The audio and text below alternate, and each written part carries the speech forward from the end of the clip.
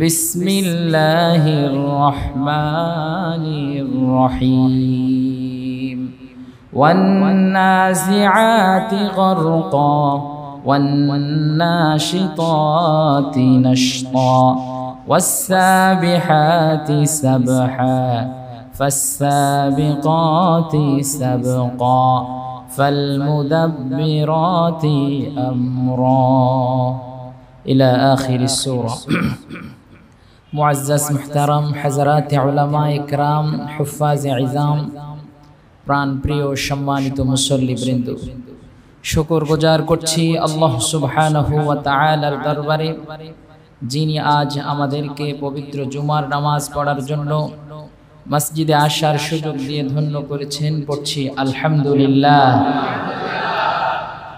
সম্মানিত সুধী, আল্লাহ রাব্বুল ইজ্জত ওয়াল জালাল মানুষ তৈরির আগে যাতে করে মানুষ এই পৃথিবীতে খুব সুখ স্বাচ্ছন্দ্যে নেয়ামতের পূর্ণতার ভিতর দিয়ে তার জীবন পার করে, এজন্য আল্লাহ রাব্বুল আলামিন আকাশ তৈরি করেছেন, জমিন তৈরি করেছেন, চাঁদ তৈরি করেছেন, সূর্য তৈরি করেছেন, গাছ তৈরি করেছেন, নদী তৈরি করেছেন, পাখি তৈরি করেছেন। মানুষের জীবনের যাবতীয় জীবন উপকরণ আল্লাহ রাব্বুল আলামিন মানব পৃথিবীতে পাঠানোর আগেই তাদের উপযোগী করে সব কিছু তৈরি করে সেট করে উপস্থাপন করে রেখে দিয়েছে। সব কিছু তৈরির পিছনে আল্লাহ রাব্বুল আলামিন বলছেন ওয়াজআলা লাকুমুল লাইলা লিবাসা, আমি আল্লাহ রাব্বুল আলামিন তোমাদের জন্য রাতকে পোশাক স্বরূপ বানিয়েছি এবং আমি তোমাদের জন্য দিনকে বানিয়েছি মাআশা, তোমাদের কর্মতৎপরতার জন্য। আবার কোথাও বলেছেন ওয়াসাখখারা লাকুমুল লাইলা ওয়ান নাহারা ওয়াশ-শামসা ওয়াল কমার, আল্লাহ রাব্বুল আলামিন রাত, দিন, চাঁদ, সূর্য, গ্রহ, নক্ষত্র সব কিছু এই মানবের সেবার জন্য, মানুষের জীবন যাতে সহজ হয় সেই সহজীকরণের জন্যই আল্লাহ রাব্বুল আলামিন তামাম মাখলুকাতকে মানুষের জন্য নিয়োজিত করে রেখে দিয়েছে। বলি সুবহানাল্লাহ। খুব সহজ প্রশ্ন, আল্লাহ রাব্বুল আলামিন আসমান, জমিন, গ্রহ, নক্ষত্র যা কিছু আছে সব তৈরি করেছেন মানুষের জন্য। এবার যদি পাল্টা প্রশ্ন করা হয়, মানুষ কেন আল্লাহ তৈরি করেছেন? আল্লাহর ইবাদতের জন্য। বলি সুবহানাল্লাহ। পৃথিবীর সব সৃষ্টি কার জন্য? মানুষের জন্য। আর মানুষ কার জন্য? আরো জোরে বলুন, কার জন্য? আল্লাহ রাব্বুল আলামিন মানব তৈরির পেছনে একটা উদ্দেশ্য দিয়েছেন। তিনি বলছেন ওয়ামা উমিরু ইল্লা লিয়াবুদুল্লাহা মুখলিসিনা লাহুদ্দিন। আল্লাহ রাব্বুল ইজ্জত ওয়াল জালাল তিনি মানুষ এবং জিনকে তৈরি করেছেন, এরপর তাদেরকে একটা কমান্ড দিয়েছেন, তাদেরকে একটা আদেশ দিয়েছেন, একটা প্রত্যাদেশ জারি করেছেন, আমি দুনিয়ার সব কিছু তোমাদের জন্য বানালাম আর তোমরা সবাই আমি আল্লাহর জন্য হয়ে যাও। বলি সুবহানাল্লাহ। এজন্য পৃথিবীর সব আমাদের জন্য, সবাই সেবা করবে আমাদের আর আমরা ইবাদত করব এক মাবুদের। বলি সুবহানাল্লাহ। আল্লাহ রাব্বুল ইজ্জত ওয়াল জালাল তিনি মানুষ তৈরি করেছেন তার ইবাদতের জন্য। ইবাদত করবেন কতক্ষণ সে কথা কোরআনে আল্লাহ রাব্বুল আলামিন প্রকাশ করে দিয়েছেন। ওয়া'বুদ রাব্বাক, তুমি তোমার রবের ইবাদত করো। কতক্ষণ পর্যন্ত ইবাদত করবেন? শুধু রমাদান মাসে ইবাদত করবেন তা নয়। আল্লাহ রাব্বুল আলামিন সিজনাল কোন মানুষকে তার ইবাদতের জন্য মনোনীত করেননি, বরং তার উদ্দেশ্য হলো সিজন ভিত্তিক নয়, দিন ভিত্তিক নয়। ওয়া'বুদ রাব্বাক, তুমি তোমার রবের ইবাদত করো হাত্তা ইয়াতিয়াকাল ইয়াকিন, ইয়াকিন আসা পর্যন্ত। বলি সুবহানাল্লাহ। সুতরাং আপনি কতটুকু ইবাদত করবেন? যতদিন না আপনার মধ্যে ইয়াকিন আসে। এবার ইয়াকিন শব্দের অর্থ অপব্যাখ্যা করা হয়। এখানে কোরআনে হাকিমে ইয়াকিন শব্দের অর্থ হলো মৃত্যু। ইয়াকিন শব্দের অর্থ কি? মৃত্যু। যেমন কোরআনে হাকিমে সূরাতুল মুদ্দাসসির আল্লাহ রাব্বুল আলামিন বলছেন যে কিয়ামতের ময়দানে যারা নামাজ পড়বে না তাদেরকে জিজ্ঞেস করা হবে মা সালাকাকুম ফি সাকার, কোন জিনিস তোমাদেরকে আজ এই জাহান্নামের আগুনে নিয়ে আসলো? ক্বালু, ওই সময় বেনামাজিরা বলবে লাম নাকু মিনাল মুসাল্লিন, আমরা পৃথিবীতে নামাজ পড়তাম না। ওয়ালাম নাকু নুতইমুল মিসকিন, আমরা মিসকিনদেরকে খাদ্য দিতাম না। ওয়া কুন্না নাখুদু মাআল খাইদিন, সমালোচনাকারীদের সাথে আমরা রাসূলকে বিদ্রূপ করতাম। ওয়া কুন্না নুকাযযিবু বিয়াউমিদ্দিন, পরকালকে আমরা অস্বীকার করতাম। কতক্ষণ পর্যন্ত আমরা পরকালকে অস্বীকার করতাম? হাত্তা আতানাল ইয়াকিন, আমাদের কাছে মৃত্যু আসা পর্যন্ত। তার মানে ইয়াকিন শব্দের অর্থ ইয়াকিন বা বিশ্বাস, বাহ্যিক যে একটা স্বাভাবিক অর্থ তা নয়। ইয়াকিন শব্দের অর্থ হলো মৃত্যু। ইয়াকিন শব্দের অর্থ কি ভাই? মৃত্যু। আমার দেশে এমন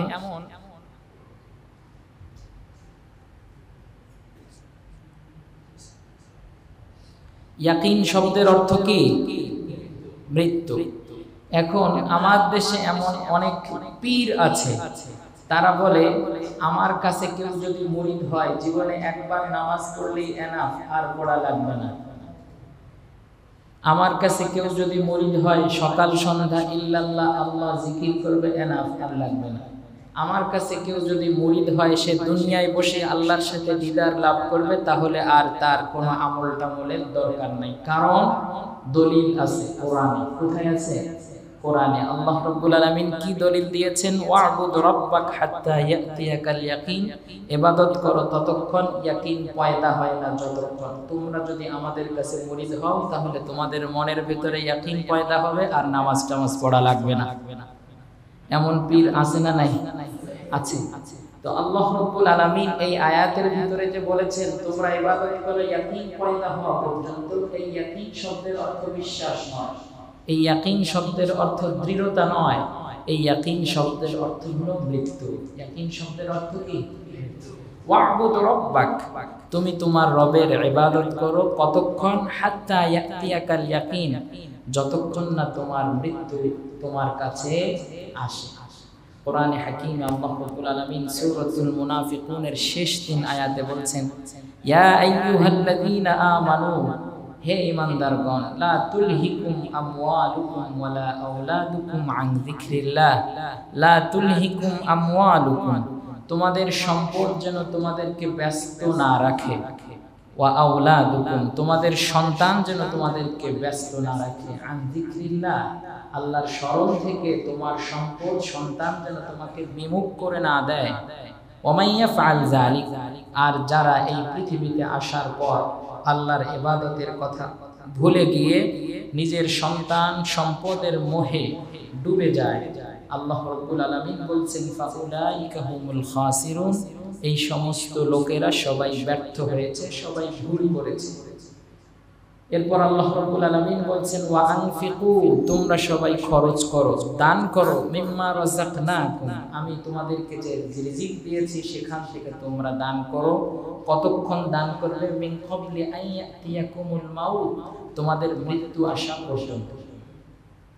ইবাদত করবেন, সালাত আদায় করবেন, দান করবেন, কাজ সময়ে না করেন, তখন আল্লাহ রাব্বুল আলামিন বলছেন ফায়াকুলা রাব্বি লাউলা আখখারতানি ইলা আজালিন করিব, হে আল্লাহ, এত দ্রুত আমার মৃত্যু হয়ে গেল, যদি আমার জন্য আরেকটু সুযোগ দেয়া হতো, যদি আমার মৃত্যুটা আরেকটু বিলম্বে হতো, ফাআসসাদদাক, তাহলে আমি দুনিয়ায় আবার যাইতাম, ফাআসসাদদাক, আমি সদকা করতাম, ওয়া আকুম মিনাস সালিহিন, আর আমি পৃথিবীর সবচেয়ে নেককার মানুষের অন্তর্ভুক্ত হয়ে যেতাম।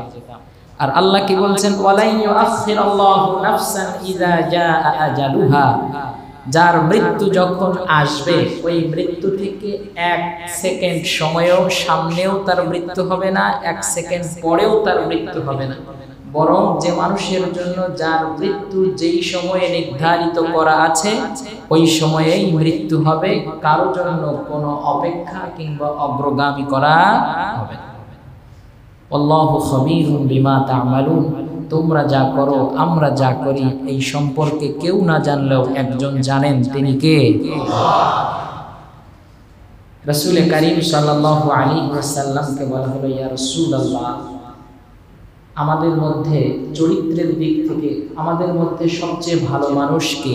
রাসূলকে এক সাহাবী প্রশ্ন করলেন। রাসূল বললেন, তোমাদের মধ্যে ভালো মানুষ সে আহসানুকুম আখলাকান, যার চরিত্রটা সুন্দর। এরপর ওই সাহাবী দ্বিতীয় প্রশ্ন করলেন, ওয়া মানিল আকিয়াস, আমাদের মধ্যে সবচেয়ে বুদ্ধিমান মানুষ কে? সবচেয়ে ইন্টেলিজেন্ট, সবচেয়ে বিদুষী মানুষ, সবচেয়ে জ্ঞানবান মানুষ, বিচক্ষণ মানুষ, দূরদর্শী মানুষকে হে ইয়া রাসূলুল্লাহ, রাসূল সাল্লাল্লাহু আলাইহি ওয়াসাল্লাম বললেন তোমাদের মধ্যে সবচেয়ে বিচক্ষণ মানুষ হলো সে যে সব সময় ইস্তি'দাদান লিমা বা'দাল মাউত, মৃত্যুর কথা সব সময় মনে রাখে এবং ওই মৃত্যুর জন্য প্রস্তুতি গ্রহণ করে। বলি সুবহানাল্লাহ। পৃথিবীর মধ্যে যত খারাপ কাজ হয়, পৃথিবীতে যত অপরাধ সংঘটিত হয়, পৃথিবীতে যত অন্যায় হয়, অপরাধ হয়, সকল অপরাধের পেছনে একটা জিনিস, তা হচ্ছে হুব্বুদ দুনিয়া রাসু কুল্লি খাতিয়া। পৃথিবীর মানুষের ভেতরে যখন দুনিয়ার মোহ, ভালোবাসা, দুনিয়ার প্রতি অনুরাগ জমে, তখন একজন মানুষের মাধ্যমে সে অতিমাত্রায় স্বার্থপর হয়ে ওঠে। অতিমাত্রায় পার্থিব হয়ে ওঠার কারণে দেখা যায় তার মাধ্যমে পৃথিবীতে সকল ধরনের অপরাধ সংঘটিত হয়। কারণ কি? দুনিয়ায় বেঁচে থাকার লালসা, সম্পদের মোহ, আমি আরো ধনী হব, আমি আরো পাওয়ারফুল হব, আমার আরো টাকা হবে, আমার আরো সম্মান হবে, আমার আরো ক্ষমতা হবে। এই যে চাই চাই চাই চাই চাই চাই এ জগতে হায় সেই বেশি চায় যার আছে ভরি ভরি, রাজার হস্ত করে সমস্ত, কাঙালের ধন চুরি। আজ এই দুনিয়ার ভিতরে যত অপরাধ সংঘটিত হয়, সকল অপরাধের পিছনে একটা জিনিস, রাসু কুল্লি খাতিয়া, সকল ক্ষতির মগজ হচ্ছে, মাথা হচ্ছে দুনিয়ার প্রতি ভালোবাসা, বেঁচে থাকার তামান্না।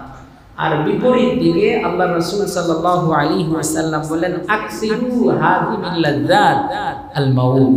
তোমরা মুসলমান যারা ঈমান এনেছো বেশি বেশি মৃত্যুর কথা স্মরণ করো, তার কারণ মৃত্যুর কথা স্মরণ হলে পৃথিবীর সকল স্বাদ মিটে যায়। দুনিয়ায় ইতিহাস নিয়ে বিতর্ক হতে পারে, সাহিত্য নিয়ে বিভিন্ন ধরনের মতাদর্শ থাকতে পারে, ধর্ম নিয়ে বিভিন্ন ব্যাখ্যা থাকতে পারে, বিজ্ঞানের বিভিন্ন নতুন নতুন থিওরি আসতে পারে।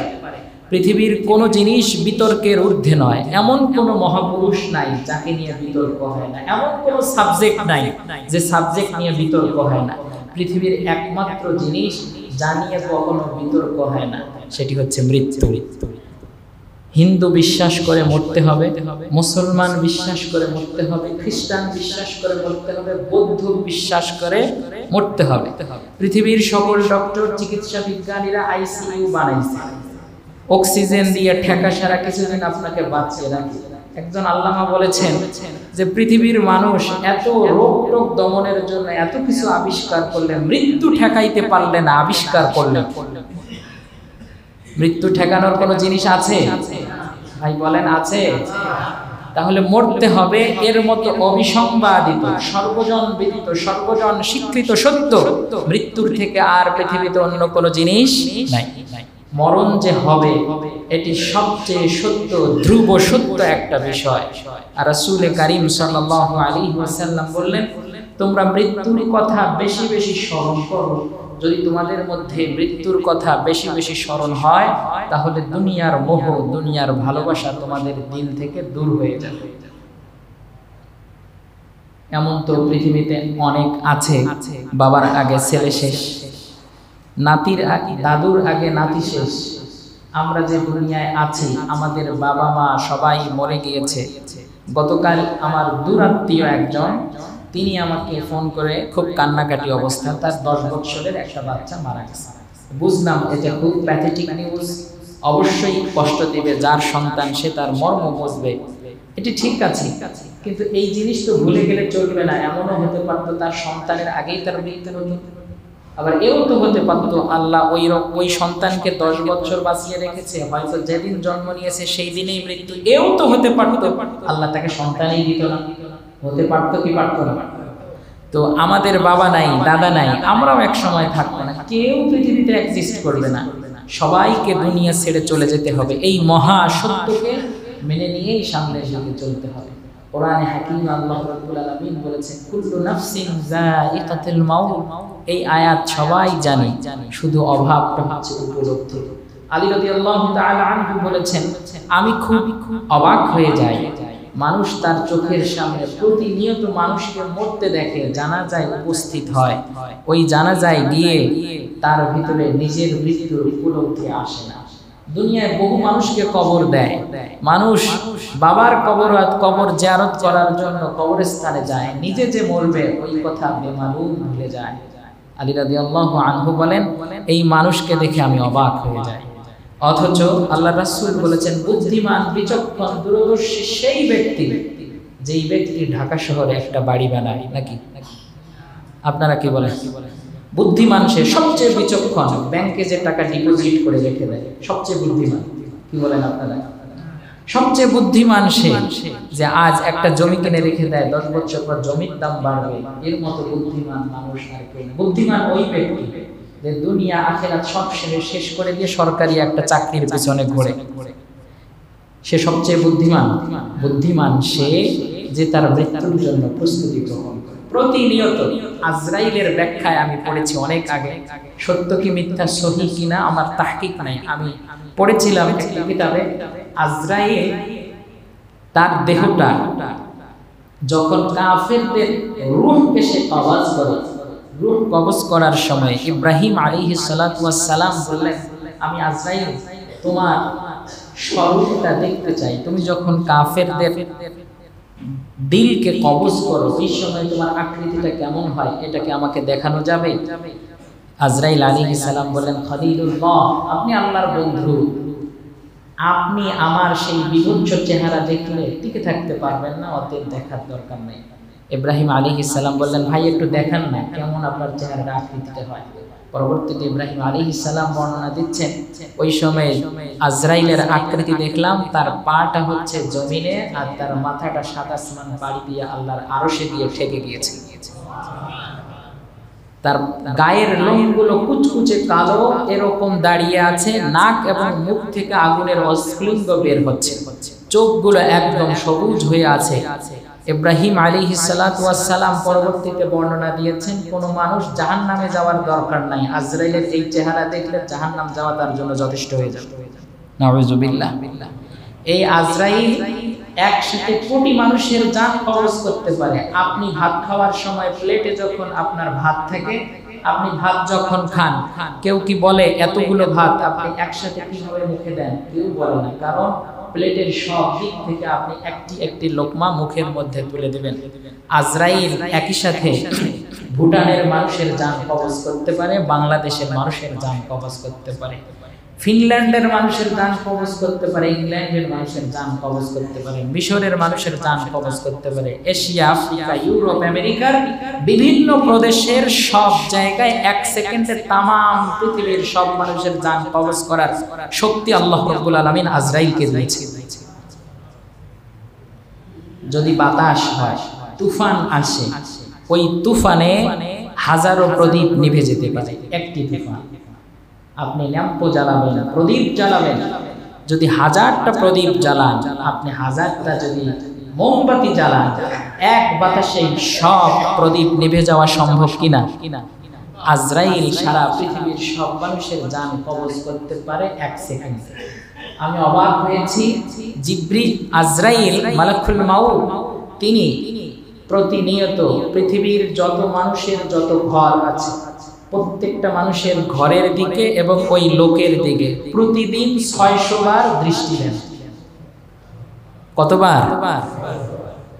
আপনার দিকে আজকে 600 বার তাকাচ্ছে, আমার দিকে 600 বার, তার দিকে 600 বার, তার দিকে 600 বার। প্রতিদিন আপনার ঘরের দিকে আজরাইল 600 বার তাকিয়ে আছে। অর্ডার হওয়ার সাথে জানটা নিয়ে চলে যাবে, আপনি পড়ে যাবেন পৃথিবী থেকে, বিদায় হয়ে যায়। রাসূল করিম সাল্লাল্লাহু আলাইহি ওয়াসাল্লাম বলেন, হাযা বনি আদম ওয়া হাযা আল মাউত, এই হচ্ছে বনি আদম আর এই হচ্ছে মৃত্যু। তাহলে এটা কোথায়? ইনদা কফা। পৃথিবীর মানুষের সবচেয়ে নিকটতম জিনিস, কাছের বস্তুর নাম কি? আল মাউত, মৃত্যু। পৃথিবীর সবচেয়ে নিকটতম জিনিসের নাম কি? আপনারা দেখি মৃত্যুর ওয়াজ শুনে সবাই মরে গিয়েছে। পৃথিবীর সবচেয়ে মানুষের নিকটতম জিনিসের নাম কি? মৃত্যু কত কাছাকাছি? আপনার শাহরগ যত কাছাকাছি। এই মৃত্যু আগে যারা মরেছে তারা তো মরছে, বিভিন্ন জায়গায় যুদ্ধে মানুষ মরে, বিস্ফোরণে মানুষ মরে, রাস্তায় অ্যাক্সিডেন্টে মানুষ মরে, নদীতে মানুষ মরে, আগুনে মানুষ মরে। আমরা যারা মসজিদে আজ উপস্থিত হয়েছে আমরা শুধু মরবো না নাকি? আমরা বেঁচে থাকবো? সবাই মরবো কিনা? মৃত্যুর জন্য কাজ কি ভাই? শুধু রমাদানে রোজা রেখেই শেষ এনাফ, আমার আর কোনো কিছু লাগবে না, এই টাইপের নো। মৃত্যু সম্পর্কে কোরআনে হাকিম আল্লাহ রাব্বুল আলামিন বলেছেন, ওয়ালাউ তারা ইযিজ যালিমুনা ফি গামারাতিল মাউত। যারা জুলুম করেছে পৃথিবীতে, জুলুম কি? রাসূল কারীম সাল্লাল্লাহু আলাইহি ওয়াসাল্লাম বলেছেন, ওয়াদউশ শাইই ফি গায়রি মাওদিহি যুলম। আজকে জুলুমের একটা সংজ্ঞা শেখেন। জুলুম মানে কাউকে থাপ্পড় দেওয়ার নাম না। শুধু থাপ্পড় দিলেন মানে জুলুম হয়ে গেল। আরেকজনের জমি আপনি নিজের নামে লিখে নিলেন, তাই জুলুম? শুধু তাই নয়, বরং জুলুম জিনিসের ডেফিনেশন হচ্ছে ওয়াদউশ শাইই ফি গায়রি মাওদিহি যুলম। যে জিনিস যে জায়গায় রাখা দরকার ওই জিনিস ওই জায়গায় না রাখার নাম হচ্ছে জুলুম। আমি কি বলছি আমার সাথে বলেন তো? জুলুম কাকে বলে? সবাই কয় না। জুলুম কাকে বলে বলেন? যে জিনিস যেখানে যে অবস্থায় রাখা দরকার সেই জিনিস সে জায়গায় না রাখার নাম হচ্ছে জুলুম। টুপি আমি এইভাবে পড়েছি, কেউ যদি টুপিটা খুলে উল্টা দিকে পড়ে ওইটাই জুলুম। আমি প্যান্ট পরেছি, এখন প্যান্টটা উল্টা পাশে পড়েছি, ওইটাই জুলুম। আল্লাহ রাব্বুল আলামিন আপনাকে বানাইছে ইবাদতের জন্য। কিসের জন্য বানাইছে? আপনি ইবাদত করলেন না, এটাই জুলুম। আপনি ইবাদত করলেন না, এটাই জুলুম। মুয়াজ্জিন বলছে হাইয়া আলাল ফালাহ, আসো কল্যাণের দিকে। আপনি কল্যাণ মানে মনে করছেন বৈশাখের প্রথম দিন মঙ্গল শোভাযাত্রা। এই যে আপনি আল্লাহর আহ্বানের বিপরীতে গিয়ে অন্যদিকে গেলেন, আপনি মনে করলেন মুয়াজ্জিন বলতেছে আসো নামাজের দিকে, হাইয়া আলাস সালাহ। যদি নামাজে আসো কি হবে? হাইয়া আলাল ফালাহ, আসলেই তোমার মঙ্গল হবে। কিন্তু আপনি পহেলা বৈশাখের প্রথম দিন মঙ্গল শোভাযাত্রায় অংশগ্রহণ করলেন, পেঁচার সাথে সামনে গেলে আপনার মঙ্গল হবে। মঙ্গল কোথায়? ইবাদতে। মঙ্গল কোথায়? ইবাদতে। কল্যাণ কোথায়? ইবাদত। তো আল্লাহ রাব্বুল আলামিন আমাদেরকে বানিয়েছেন কিসের জন্য? তার ইবাদতের জন্য। আর আমরা ইবাদত না করে তাগুতের ইবাদত করি, এইটাই জুলুম। আর এই জুলুম থেকে রক্ষার জন্য আমরা প্রতিনিয়ত দোয়া করি, আল্লাহুম্মা ইন্নী যালামতু নাফসি যুলমান কাসীরা। আপনি প্রতিদিন নামাজের ভিতরে যে দোয়ায়ে মাসুরা পড়েন সেখানে কি আছে? আল্লাহুম্মা, হে আল্লাহ, ইন্নী যালামতু নাফসি যুলমান কাসীরা, নিশ্চয়ই আমি আমার উপরে অনেক জুলুম করেছি। আপনি আপনার উপর কি জুলুম করেছেন? আপনি প্রতিদিন কি মানুষের টাকা মেরে খান? আপনি প্রতিদিন কি মানুষের জমি মেরে খান? আপনি প্রতিদিন মানুষকে অন্যায়ভাবে আঘাত করেন? হ্যাঁ, সেগুলো করলেও জুলুম। কিন্তু আপনি আল্লাহর ইবাদত করেন না, আপনি শিরক করেন, বিদআত করেন, এটা আরো বড় জুলুম। আপনি যেহেতু এই জুলুমগুলো করেন, এজন্য রাসূল শিখিয়ে দিচ্ছেন প্রতিনিয়ত তোমার এই জুলুমের বিরুদ্ধে তুমি আল্লাহর কাছে পানা চাও। আল্লাহ, আমি আমার উপর জুলুম করেছি। কি জুলুম করেছো? আমি রমাদান মাসে 5 ওয়াক্ত নামাজ জামাতে পড়েছি, এখন পড়ি না, এইটা আমার নিজের উপর জুলুম। আমি আগে কোরআন তেলাওয়াত করতাম, এখন কোরআন তেলাওয়াত ছেড়ে দিয়েছি, এইটাই জুলুম। আপনি স্ত্রীর পর্দার বিধান করেন না, এইটাই জুলুম। আপনি অন্যের সম্পদ মেরে খান, জুলুম। এই সব জিনিস থেকে পরিত্রাণ চাওয়ার জন্যই আল্লাহ শিখিয়ে দিচ্ছেন রাসূলের মাধ্যমে, আল্লাহুম্মা ইন্নী যালামতু নাফসি যুলমান কাসীরা। হাত তুলে মুনাজাত করে, রব্বানা যালামনা আনফুসানা, হে রব, আমরা আমাদের নিজেদের উপরে জুলুম করেছি। কি জুলুম করেছি? ঠিকমতো নামাজ পড়ি না, ঠিকমতো রোজা রাখি না, ঠিকমতো ইবাদত করি না, ঠিকমতো কোরআন পড়ি না, ছোটদেরকে স্নেহ করি না, বড়দেরকে সম্মান করি না, স্ত্রীকে ভালোবাসি না, স্বামীকে সম্মান দেই না, বাবা মার হক আদায় করি না। এসব জুলুমের অন্তর্ভুক্ত। কিসের অন্তর্ভুক্ত ভাই? যে বিধান যেইভাবে আরোপিত হয়েছে ওই বিধান ওইভাবে না মানার নামই হচ্ছে জুলুম। তো আজ আল্লাহ রাব্বুল আলামিন বলছেন, ওয়ালাউ তারা ইযিজ যালিমুন, যদি আপনি জালেমদেরকে দেখেন যারা জুলুম করেছে, জালেমদেরকে দেখেন, ফি গামারাতিল মাউত, যারা মৃত্যু যন্ত্রণায় ছটফট করে, ওয়াল মালাইকাতু বাসিতু আইদিহিম, আর ফেরেশতারা তাদের দুহাত প্রসারিত করে দিয়েছে। আখরিজু আনফুসাকুম, ফেরেশতারা আহ্বান করছে, তোমরা তোমাদের জানটা আজ আমাদের হাতে তুলে দাও। আল ইয়াউমা তুজজাউনা আযাবাল হুনি, আজ যন্ত্রণাদায়ক লাঞ্ছনাদায়ক শাস্তি তোমাদের জন্য বরাদ্দ। বিমা কুনতুম তাস্তাকবিরুন, কেননা তোমরা আমার আয়াত থেকে নিজেরা অহংকার করেছো, আমার জিকির থেকে তোমরা নিজেদেরকে ফিরিয়ে রেখেছো, অতএব তোমাদের যন্ত্রণাদায়ক শাস্তি এখান থেকেই শুরু হবে।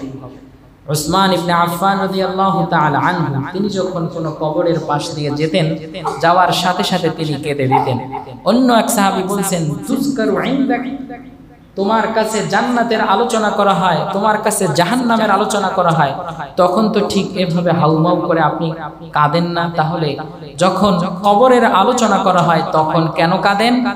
উসমান ইবনে আফফান রাদিয়াল্লাহু তাআলা আনহু বলেন যে আল্লাহ রাসূল সাল্লাল্লাহু আলাইহি ওয়াসাল্লাম আমার কাছে কবরের আযাব সম্পর্কে আলোচনা করেছেন। তিনি বলেছেন, ইন্না আউয়ালু মানজিল মিন মানাজিলিল আখিরাহ, আখিরাতের সকল মানজিলের প্রথম মানজিল হচ্ছে কবর। যে এই কবরের আযাব থেকে পরিত্রাণ পাবে, তার বাকি ঘাটগুলো, বাকি প্রত্যেকটা মানজিলগুলো আইসার মিনহু, তার জন্য আরো বেশি সহজ হবে। আর যে কবরের ঘাটিতেই আটকে যাবে, তার জন্য বাকি সমস্ত পথগুলো আসাদ্দু মিনহু, অত্যন্ত কঠিন হবে। তার মানে আপনি কবরে পাস তো সব জায়গায় পাস, আপনি কবরে ফেল তো সব জায়গায় ফেল। কবরে যাওয়ার আগেই আপনার যে মৃত্যু সময়, রাসূল কারীম সাল্লাল্লাহু আলাইহি ওয়াসাল্লাম বলেছেন, মানুষ, যে মানুষের যখন যেখানে মৃত্যু হবে সেই জায়গায় যাওয়া ওই মানুষের জন্য প্রয়োজন হয়ে যাবে। ইযা কাদাল্লাহুল মাউতা লিআবদিহি বিমাকানিন, আল্লাহ রাব্বুল আলামিন যখন কোনো বান্দার মৃত্যুর জায়গা নির্ধারণ করে দেন, তখন দেখা যায় ওই জায়গায় ওই ব্যক্তির যাওয়াটা লাকানাত হাজাতুহু, তখন তার হাজত হয়ে যায়। একজন মানুষ বাড়িতে আছে, বেশ ভালোই আছে, হঠাৎ সে সিলেটে ঘুরতে যাবে, সিলেটে গিয়ে রোড অ্যাক্সিডেন্টে মৃত্যু। সিলেটে কেন গিয়েছে? ঘুরতে গিয়েছে। তো দেখা যায় এই ঘুরতে যাওয়াটা তার জন্য আল্লাহ রাব্বুল আলামিন প্রয়োজন করে দেয় তার সামনে। একজন বাড়িতে বেশ ভালোই আছে, ঈদের পর বাচ্চা, বউ, এরপর স্ত্রী, বাবা মার সাথে ভালোই সময় কাটাচ্ছে, ছুটি হওয়ার আগেই ঢাকায় চলে এসেছে। ঢাকায় আসার পথে রাস্তায় রোড অ্যাক্সিডেন্টে মৃত্যু, যমুনা সেতুর উপরে। যমুনা সেতু পর্যন্ত সেখানে কেন নিয়ে আসা হলো? আল্লাহ রাব্বুল আলামিন বলেন, ওই যমুনা সেতু পর্যন্ত আসাটা তার জন্য ওটাকে প্রয়োজন করে দেয়া হয়। কোরআনে হাকিম আল্লাহ রাব্বুল আলামিন বলেছেন, আইনামা তাকুনু ইউদরিকুমুল মাউত ওয়ালাউ কুনতুম ফি বুরুজিম মুশাইয়াদা, তোমরা যদি কোনো রাজপ্রাসাদে থাকো, দুর্গম কোনো প্রাসাদে, শক্তিশালী প্রাসাদেও থাকো, তারপরেও মৃত্যু তোমাকে পেয়ে বসবে। মৃত্যুর হাত থেকে বাঁচার উপায় আছে কি ভাই? সবাই কয় না আছে? রাসূল কারীম সাল্লাল্লাহু আলাইহি ওয়াসাল্লাম বলেন, একজন মানুষের যখন মৃত্যু হয়ে যায় তখন তার সাথে তিনটি জিনিস যায়। মৃত্যু হওয়ার সাথে সাথে ওই মৃত ব্যক্তির সাথে তিনটি জিনিস যায়। সালাসাতুন, তিনটি জিনিস যায়। ইয়ারজিউ ইসনান, দুটি জিনিস মৃত মানুষকে কবরে রাখার পর সাথে সাথে ফিরে আসে। ইয়াবকা মাআহু ওয়াহিদুন, তার সাথে শুধু একটা জিনিস থাকে। যখন মানুষ মরে যায়, মরে যাওয়ার সময় সে কবর পর্যন্ত যখন যায়, কবর পর্যন্ত তার সাথে তার সম্পদ এবং তার পরিবার পরিজন সবাই যায়। কবরে যখন লোকটিকে রাখা হয়, মাটি দেওয়ার পর কেউ আর তার সাথে থাকে না, থাকে শুধু একটি জিনিস, সেটা হলো আমলে সালেহ, ভালো কাজ, নেক আমল।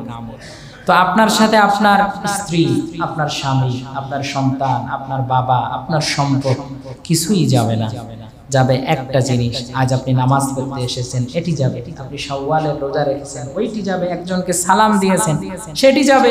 একজন মানুষকে ভালোবেসে বুকে টেনে নিয়েছেন, ওইটা যাবে। একজনকে খাইতে দিয়েছেন, ওইটা যাবে। একজনকে ধার দিয়েছেন, ঋণ দিয়েছেন, ওইটা যাবে। একজন মানুষের উপকার করেছেন, সেইটা যাবে। সন্তানও যাবে না, সম্পদও যাবে না, যাবে শুধু আপনার দুনিয়ার ভালো কাজটা। বলি সুবহানাল্লাহ। একটা ঘটনা পড়েছি, এটা হাদিস না, কালিউবি মাদ্রাসার একটা কিতাবে। সেখানে বলা হয়েছে, এক লোক হজে গিয়েছে। হজে যাওয়ার পর মাতাফে তিনি বসে থাকেন। কুল্লা ইয়াউমিন ইনদা যাহিরা ইয়াতি রাজুল, প্রতিদিন জোহরের সময় এক লোক আসে, আসার পর তার সাথে সুন্দর করে মুসাফা করে সৌজন্যমূলক 2-4টা কথা বলে চলে যায়। এভাবে করে তিনি বলেন আকামতু মক্কা সালাসা সিনিন আও 10 সিনিন, আমি মক্কায় এইভাবে প্রায় 3 বছর অথবা 10 বছর অবস্থান করেছি। এই আল্লাহর ওলি বলেন আমি মক্কায় কাবা শরীফে 3 বছর অথবা 10 বছর এভাবে সময় পার করেছি। প্রতিদিন ওই লোকটা জোহরের সময় এসে আমার সাথে মুসাফা করে তারপর চলে যায়। তো হঠাৎ একদিন দেখি সে নাই। তো 3 বছর বা 10 বছর যাবত প্রতিদিন জোহরের সময় যে মানুষটার সাথে সাক্ষাৎ হয় সেই মানুষটা আজ নাই। আপনার মনের ভিতরে প্রশ্ন হবে কি ব্যাপার, লোকটার কি হলো? কিন্তু ওই সময় তো টেলিফোন, মোবাইল নাম্বার এগুলো ছিল না, যোগাযোগ করবে কিভাবে? তাই তিনি মনে মনে খুঁজতেছিলেন কোথায় পাওয়া যায় লোকটিকে। অনেক দিন পর দেখা গেল এক লোক এসে এই আল্লাহর ওলিকে বলছেন আপনার সাথে না ওই লোকের বারবার দেখা হতো মাতাফে? বললেন হ্যাঁ দেখা তো হতো। তো কি হয়েছে তার সাথে তো অনেকদিন দেখা নাই। বললো উনি অসুস্থ, মৃত্যু যন্ত্রণায় ছটফট করছে, আমাকে দিয়ে খবর পাঠিয়েছে আপনার সাথে এই মৃত্যু সময় আপনার সাথে সে কিছু নসিহত করবে। তো চলুন আমার সাথে যাই। বলেন চলেন যাই। গিয়েছেন, যাওয়ার পর দেখলেন সেখানে ওই লোক মৃত্যু যন্ত্রণায় কাতরাচ্ছে, মরবে মরবে ভাব, মনুষ্য অবস্থা। এই সময়ে সেই আল্লাহর ওলিকে ওই লোক বলছেন যে আমি আপনাকে কিছু নসিহত করে যাব। আপনার সাথে সাক্ষাতের পর আমার কাছে মনে হয়েছে আপনার মতো উত্তম বন্ধু আমার আর নাই। আমার স্ত্রী নাই, আমার সন্তান নাই, আমার বাবা মা নাই, আমার কেউ নাই।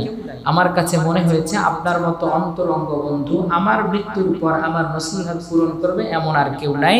অতএব আপনাকে আমি কিছু নসিহত করে যাচ্ছি। কি নসিহত? ইন্নী লাআমুত, অবশ্যই আমি মরব। আমার মরার পর আমাকে অন্য কেউ যেন গোসল না দেয়, আপনি গোসল দিবেন বিয়াদাই, আপনার নিজ হাতে। এরপর আপনি আমাকে কাফন পরাবেন আপনার নিজ হাতে। শেষ আপনার কাছে একটা আরজি হলো লান তাতরুকনি ওয়াহিদান ফিল মাকবারা, আপনি আমাকে কবরস্থানে একা রাখবেন না প্রথম রাতটা। ওই রাত্রে আপনি আমার শিয়রে বসে কোরআন থেকে তেলাওয়াত করবেন এবং তালকিন দিবেন, আশহাদু আল্লা ইলাহা ইল্লাল্লাহ ওয়া আশহাদু আন্না মুহাম্মাদান আবদুহু ওয়া রাসূলুহু। আপনি তালকিন দিবেন। আমার কবরের মধ্যে যখন সওয়াল জবাব হবে আপনার তালকিন শুনে যেন আমি কবর থেকে এই উত্তরগুলো দিতে পারি। মার রাব্বুক ওয়া মা দীনুক ওয়া মান বুইসা ফীকুম, এই প্রশ্নগুলোর উত্তর আপনাকে দিতে হবে, আপনি উপর থেকে দিবেন। এই আল্লাহর ওলি বলেন ওই লোক আমাকে নসিহত করতে না করতেই দেখলাম দুনিয়া থেকে বিদায়। এবার তার মৃত্যু যখন হয়ে গেল আমি গোসল দিলাম, জানাজা পড়ানো হলো, কবরের মধ্যে রাখা হলো। তার নসিহত মোতাবেক আমি তার শিয়রে বসলাম। বসার পর আমি তালকিন দিচ্ছিলাম, হঠাৎ আসমান থেকে একটা আওয়াজ শুনছি। আওয়াজটা শুনে আওয়াজে বলা হচ্ছে যে ইন্নাকা লান তাহতাজ ইলা তালকিনিক, তোমার এই তালকিন দেওয়ার দরকার নেই। তার কাছে মনে হলো এই লোক তো মনে হয় শয়তান হবে, শয়তানের পক্ষ থেকে এই আওয়াজ।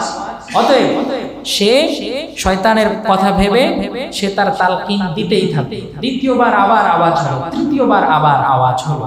তৃতীয়বার আওয়াজ হওয়ার পর বলল মান আনতুম, আপনারা কারা? লান আরাকুম, আমি তো আপনাদেরকে দেখি না, আপনারা কারা, আপনাদের পরিচয় কি? তখন উত্তর আসতেছে আসমান থেকে যে আসলে আমরা যারা তাদেরকে আপনি চিনবেন না, তবে আপনাকে বলে রাখি তাকে তালকিন দেওয়ার জন্য আপনার প্রয়োজন নাই, কারণ কবরের উপর থেকে কেউ যদি এভাবে তালকিন দিয়ে কবরের ভিতরের সওয়াল জবাবের উত্তর দিতে পারত তাহলে পৃথিবীর সব পয়সাওয়ালা বড় বড় হাফেজ মুফতি মুহাদ্দিসদেরকে নিয়োগ দিয়ে তারপর হতো। অতএব আপনার তালকিন দেওয়া লাগবে না, বরং সে যে ভালো কাজ করেছে ওই ভালো কাজটাই তার সহযোগী হিসেবে আজ এই কবরের মধ্যে তার সহযোগিতার ভূমিকা পালন করবে। তো এই আল্লাহর ওলি জিজ্ঞেস করছেন তো আপনারা কি তার ভালো আমল? বললেন হ্যাঁ ভালো আমল। ওই ভালো আমল সেই লোক রমাদানের 30টা রোজা রাখত এবং শাওয়াল মাসের 6টা রোজা পালন করত। তার জীবনের সেই শাওয়াল মাসের 6টি রোজা আজ আমরা সুদর্শন যুবকের ভূমিকায় অবতীর্ণ হয়ে তার পক্ষ থেকে তার কবরের সওয়ালের জবাব দিচ্ছি। সুবহানাল্লাহ। এটা হাদিস না, কিন্তু ইটস সাপোর্টেড বাই হাদিস। হাদিসের মাধ্যমে এটা প্রমাণিত। কারণ রাসূল কারীম সাল্লাল্লাহু আলাইহি ওয়াসাল্লাম বলেছেন, যখন কবরবাসীকে কবরে রাখা হয় সাথে সাথে মালাকানে দুইজন ফেরেশতা আসে, ইজলিসানে, এবং তাদেরকে বসানো হয়। ইউআউযু রূহাহু ফি জাসাদিহি, তার রূহটা তার সেই দেহের ভিতরে ঢুকিয়ে দেয়া হয়। এরপর বলা হয় মার রব্বুক, তোমার রব কে? লোকটি যদি ভালো হয় তাহলে উত্তর দেয় রব্বি আল্লাহ, আমার রব হচ্ছে আল্লাহ। এরপর বলা হয় ওমান হাযা রাজুল, এই লোকটিকে যাকে তোমাদের সামনে উপস্থিত করা হলো সে বলে আব্দুল্লাহি ওয়া রাসূল, আল্লাহর বান্দা এবং রাসূল। তৃতীয় প্রশ্ন করা হয় ওমা দীনু, তোমার দিন কি? তখন সে বলে দীনি আল ইসলাম, আমার দিন হচ্ছে ইসলাম। যখন বান্দা কবরের মধ্যে তিনটি প্রশ্নের উত্তর দেয়, আসমান থেকে আল্লাহ রাব্বুল আলামিনের পক্ষ থেকে আওয়াজ আসে, আমার বান্দা সত্য বলেছে, আফরিশহু ফিরাশাল জান্নাহ, তার এই কবরের মধ্যে জান্নাতের বিছানা বিছিয়ে দাও। ওয়া আলবিসহু লিবাসাল জান্নাহ, তাকে জান্নাতের পোশাক পরিয়ে দাও। ওয়াফতাহ লাহু বাবাল জান্নাহ, তার জন্য জান্নাতের দরজা খুলে দাও। যতদিন পর্যন্ত একজন মানুষ কবরে থাকে, ভালো মানুষ, ততদিন পর্যন্ত জান্নাতের হাওয়া চালু হয়, জান্নাতের সকল নাজ নেয়ামত সে দুনিয়ায় কবরে থেকে ওই জান্নাতের সকল নেয়ামত ভোগ করতে থাকে। সুবহানাল্লাহ। ফেরেশতা এসে বলেন নাম নাওমাল আউস, আজ তুমি দুলহান বা দুলহার মতো ঘুমিয়ে যাও। একজন দুলহান দুলহা যেইভাবে কবরের মধ্যে, একজন দুলহান দুলহা যেভাবে ঘুমাইলে তাকে খুব আদর করে ঘুম থেকে তোলা হয়, যে মানুষ মুমিন ঈমান এনেছে তাকে বলা হয় এই যে তোমার রব, এই যে মুহাম্মদ তোমাদের নবী, কাইফা আরাফতা হাদা, এটা কিভাবে জেনেছো? সে বলে করাতু কিতাবাল্লাহ, কোরআন পড়েছি, আমানতু বিল্লাহ, ঈমান এনেছি আল্লাহর, তাই আজ এই কবরে আমি আল্লাহর পক্ষ থেকে সকল প্রশ্নের উত্তর নিজ মুখে দিতে পারতেছি। সুবহানাল্লাহ। তো উত্তর মুখস্থ করে গেলেই আপনার সেখানে কমন পড়বে তা নয়, বরং আপনার আমলটা ভালো হতে হবে। সেইখানে একজন আপনার শিওরে থাকবে হাসানুল ওয়াজহি, যার চেহারাটা সুন্দর, হাসানুল সিয়াবি, যার পোশাকটা সুন্দর, রিহুন তাইয়্যিব, যার গা থেকে সুঘ্রাণ আসবে। সেই দিন মানুষ বলবে মান আনতা, তুমি কে? আমি তো তোমাকে দেখি নাই, আজ আমার এই বিপদের দিনে তুমি আমার পাশে এইভাবে বসে আছো। তখন সে বলবে আনাল আমালুকা সালেহ, আনা আমালুকা সালেহ, আমি হলাম তাই, তুমি দুনিয়ায় যে সৎ আমল করেছো সেই সৎ আমল তোমাকে জান্নাত পর্যন্ত পৌঁছে দেয়া আমার উপর দায়িত্ব হয়ে গিয়েছে। সুবহানাল্লাহ। এই যে আমল করবেন কবরে, এইটা আপনার সহযোগী হবে। কিন্তু কপাল যদি খারাপ হয়, কপাল যদি খারাপ হয়, যদি বলা হয় মার রব্বুক, আর ওই সময়ে যদি ঈমান না থাকে, মুনাফিকরা বলবে হা হা লা আদ্রি, আই ডোন্ট নো, হায় আফসোস আমি জানি না। এরপর বলা হবে মা দীনুক, তোমার দিন কি? বলবে হা হা লা আদ্রি, আমি জানি না। বলা হবে ওমান হাযা রাজুল আল্লাযী বুইসা ফীকুম, এই লোকটিকে যাকে তোমাদের মধ্যে উপস্থিত করা হলো। তখন সে বলবে হা হা লা আদ্রি, আমি জানি না। যখন এই কথা বলা হবে সাথে সাথে আসমান থেকে ঘোষণা আসবে এই লোক মিথ্যা বলেছে, আফরিশহু ফিরাশান নার, তাকে জাহান্নামের পোশাক পরিয়ে দাও। ওয়া আলবিসহু লিবাসান নার, আগুনের পোশাক পরিয়ে দাও। ওয়াফতাহ লাহু বাবাম মিনান নার, জাহান্নামের একটা দরজা তার জন্য খুলে দাও। যতদিন পর্যন্ত কিয়ামত হবে না ততদিন পর্যন্ত কবরে শুয়ে থেকেই সে জাহান্নামের সকল আযাব গজব ভোগ করতে থাকবে। বলি নাউযু বিল্লাহ। আমার ভাইয়েরা, সেই মৃত্যু এবং কবর কি সামনে নাকি পিছনে? জোরে বলুন, সামনে না পিছনে? এজন্য দুনিয়ায় কয়দিন বাঁচবো ভাই? শাক দিয়ে খাইলেও দিন যায়, মাছ দিয়ে খাইলেও দিন যায়, বিল্ডিং থাকলেও দিন যায়, বিল্ডিং না থাকলেও দিন যায়। হয়তো দুনিয়ায় একটু কষ্ট হবে, কিন্তু মরার পর আল্লাহ রাব্বুল আলামিন আপনার আমলটা ভালো হলে কবরের মধ্যেই জান্নাতের বিছানা বিছিয়ে দিবেন। সুবহানাল্লাহ। আয়েশা সিদ্দিকা রাদিয়াল্লাহু তাআলা আনহার কাছে এক বুড়ি এসেছে, ইহুদি। সেই বুড়ি এসে বলছেন, আয়েশা সিদ্দিকা বর্ণনা করছেন, ইস্তাতআমাতনি বাবান বাবি, আমার ঘরের কাছে এসে সেই ইহুদি বুড়ি খাবার চাচ্ছে এবং সে বলছে আতঈমুনি আ'আযাকুমুল্লাহ মিন আযাবিল কবর, তোমরা আমাকে খাবার দাও, আল্লাহ তোমাদেরকে জাহান্নামের আযাব থেকে রক্ষা করবে। এই কথা শোনার পর আয়েশা সিদ্দিকা রাদিয়াল্লাহু তাআলা আনহা বলেন, আমি তাকে আহবাস্তু মা যালা রাসূল ইয়াতিনি, আমি তাকে আটকিয়ে রেখে দিলাম যতক্ষণ না রাসূল ঘরে আসেন। রাসূল যখন ঘরে আসলেন তখন আয়েশা সিদ্দিকা রাদিয়াল্লাহু তাআলা আনহা বলছেন, ইয়া রাসূলুল্লাহ মা তাকুলু হাযিহিল আজুজ, এই মহিলাটি কি বলছে কবরে নাকি আযাব হবে? তখন বলছে যে মা তাকুলু হিয়া, সে কি বলে? এরপর তার কথা শুনে রাসূল কারীম সাল্লাল্লাহু আলাইহি ওয়াসাল্লামের কাছে আয়েশা সিদ্দিকা বলছেন, সে বলে কবরে নাকি আযাব হবে এবং সে দোয়া করে আল্লাহ রাব্বুল আলামিনের কাছে যাতে আমাদের কবরে আযাব না হয়। রাসূলুল্লাহ সাল্লাল্লাহু আলাইহি ওয়াসাল্লাম বলেন, হাযা হাক্কুন, কবরের আযাব সত্য। বরং তিনি সাহাবায়ে কেরামদেরকে বলছেন, সব সময় বলেন তাআওয়াযু মিন আযাবিল কবর, তাআওয়াযু মিন আযাবিল কবর, তাআওয়াযু মিন আযাবিল কবর, তোমরা সবাই কবরের আযাব থেকে আল্লাহ রাব্বুল আলামিনের কাছে পানাহ চাও।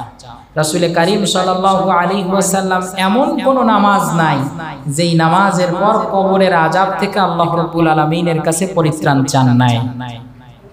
এজন্য আমাদের এখনো জীবন আছে, আমাদের কাছে মনে হয় আমার কবরটা মনে হয় সুন্দর হবে, আমরা মনে হয় ভালো থাকবো, আমাদের কাছে মনে হয় যে যারা চলে গিয়েছে তারা তো গিয়েছে, আমাদের উপলব্ধি নাই যে আমরাও যে চলে যাচ্ছি, জীবন থেকে প্রত্যেকটা মুহূর্ত চলে যাচ্ছে, তার মানে আমি মৃত্যুর দিকে যাচ্ছি। কোরআনে হাকিম আল্লাহ রাব্বুল আলামিন বলেছেন, ইন্নাকা কাদিহুন কাদহান, ইন্নাকা কাদিহুন ইলা রাব্বিকা কাদহান ফামুলাকিহি। প্রত্যেকটা মানুষ তার শৈশব থেকে নিয়ে মৃত্যু পর্যন্ত তার রবের দিকে দৌড়াচ্ছে, যখন সময় শেষ হয়ে যাবে তার মৃত্যু হবে, আর মৃত্যু হওয়ার সাথে সাথেই হয়তো তার স্থানটা হবে জান্নাতে নয়তো জাহান্নামে, অর্থাৎ কবরটাই হয়তো আপনার জন্য জান্নাত হবে, নয়তো কবরটাই আপনার জন্য জাহান্নাম হবে। আল্লাহ রাব্বুল ইজ্জত ওয়াল জালাল আমাদের সবাইকে ওই কবরের সব ধরনের প্রস্তুতি গ্রহণ করার তৌফিক দান করুন। আল্লাহ রাব্বুল আলামিন আমাদের সবাইকে জান্নাতের উপযোগী মানুষ হিসেবে তৈরি করে নিন। আল্লাহ রাব্বুল আলামিন যে উদ্দেশ্যে আমাদেরকে তৈরি করেছেন ওই ইবাদতের ভিতর দিয়ে বাকি জীবনটা পার করার তৌফিক দান করুন, আমিন। যারা সুন্নাত পড়েননি সুন্নাত পড়েন।